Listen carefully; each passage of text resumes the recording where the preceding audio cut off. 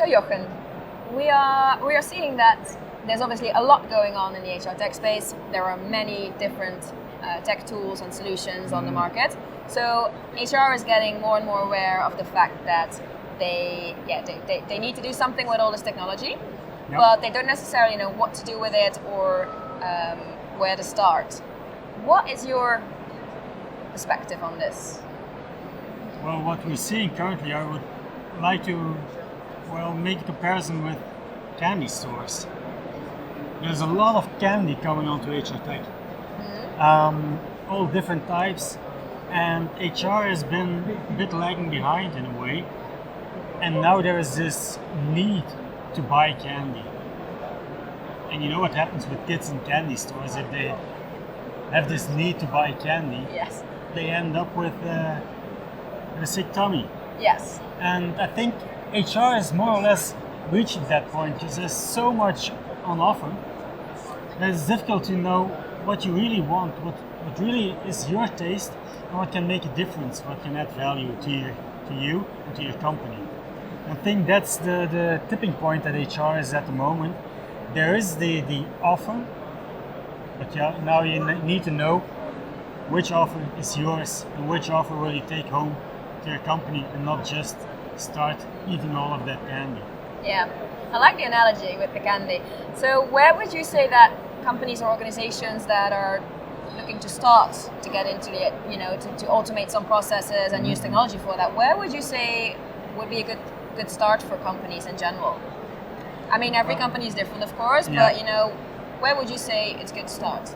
Well, I think there's one thing that most companies agree upon at this moment, and that is that we're entering a digital-first future, so you need a digital-first strategy.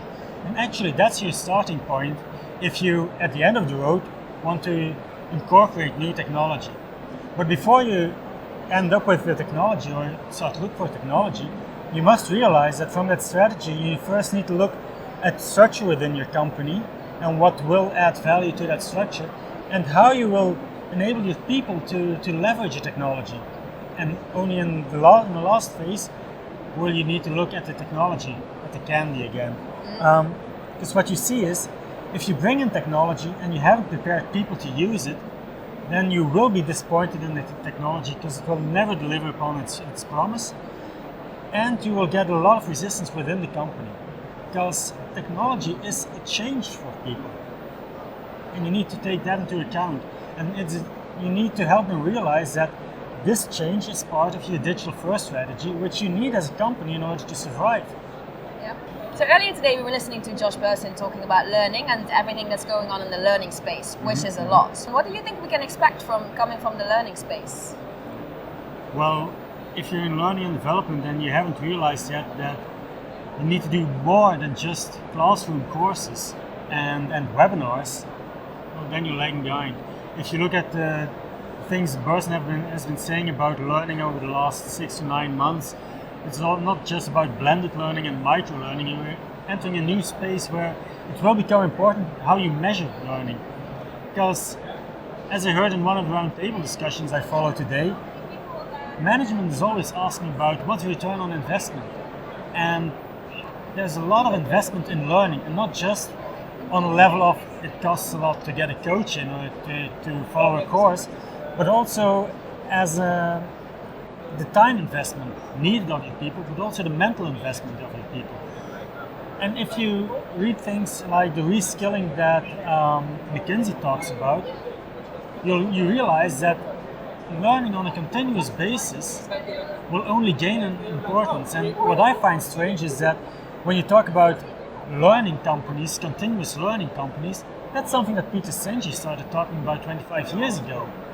Yet the amount of learning companies, true learning companies that you find across the globe are rather limited. And again, if you link that to a digital-first strategy, then you know that you will need to become a learning company. So you see that when you see the overview of George Burson in Techland. It's not just about LMSs, it's also about bite-sized learning, it's about content providers. And you also see the first companies that are measuring the learning experience and measuring the return on investment. I think that will be a big trend starting from 2019.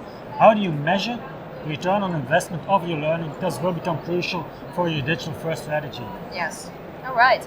Thank you very much. You're welcome.